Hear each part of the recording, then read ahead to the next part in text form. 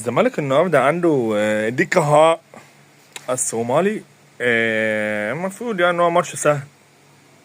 انت كسبته قبل كده غالبا 12-0 في مجموعة ماتشين، ولا مش عارف 13-0، ولا اديته على عينه يعني ماتش في 7 وماتش في 2 تقريبا او في 3. انا حاجة زي المهم يعني انت اديته على عينه في ماتش برضه ايه، بنتيجة كبيرة قوي.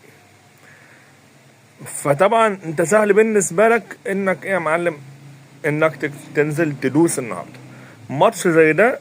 سهولته اتوقع ان هي هتدي لك الثقة الكبيرة للماتشات اللي جايه لك. انت عندك ماتش في الدوري او ماتشين في الدوري وماتشين بتوع الكونفدرالية، فانت لازم لازم لازم لازم تكسب النهارده وتكسب الماتش اللي جاي ب ب ب بنتيجة كبيرة عشان تاخد الثقة اللي تخليك يا باشا بعد كده زي الناس الكويسة اللي في أي نادي في العالم تقف على رجلك. انت جاي من خسارة ماتش أهلي، تعادل مع المحلة، مش عارف تعادل مع الجونة،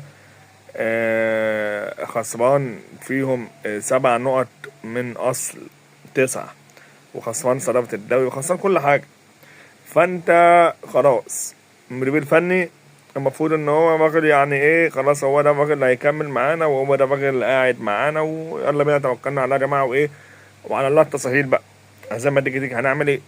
انت معكش فلوس ان مثلا تروح تجيب جوميز مثلا تاني، او تروح تجيب مدير فني تاني، او تروح تجيب للعيبه او تجيب مدير فني كويس، او تجيب لعيبه كويسه اعلى من الكواليتي اللي عندك، او انت اصلا يا صاحبي معكش فلوس انك تروح تدي اللعيبه دي مرتباتها. لما اللعيبه دي كانت بتاخد مرتباتها كانت الدنيا يعني ماشيه وكنا بنكسب وبتاع. لما ما فيش فلوس فاللعيبه بقت بتفكر في المصاريف اللي عليها، والمدير الفني بيفكر منها، والقصه دي كلها مش ده موضوعنا. خلاص اللي فات ده ولا كانه كان موجود.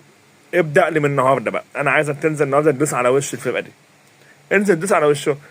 هم اصلا جايين عايزين يخسروا، يعني هم اصلا في الفرقه دي من كتر ما هم يعني على البايظ، على البايظ خالص. قال لك ايه؟ قال لك يا زمالك بص خدنا عندك، لعبنا الماتشين عندك وخلاص ونتفسح ونقيم ونعمل شوبينج وبتاع والدنيا تمام.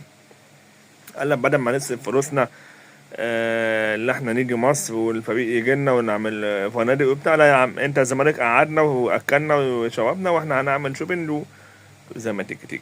فهم جايين يتفسحوا تمام. فانزل دوس عليهم، انزل اكسب النهارده 3، اكسب 4، اكسب 5، خد الثقة. عندك جمهور رايح النهارده الماتش، خد الثقة من الجمهور وادي الجمهور الثقة في التاني، وريهم ان انت تقدر تعمل حاجة بعد اذنك يعني.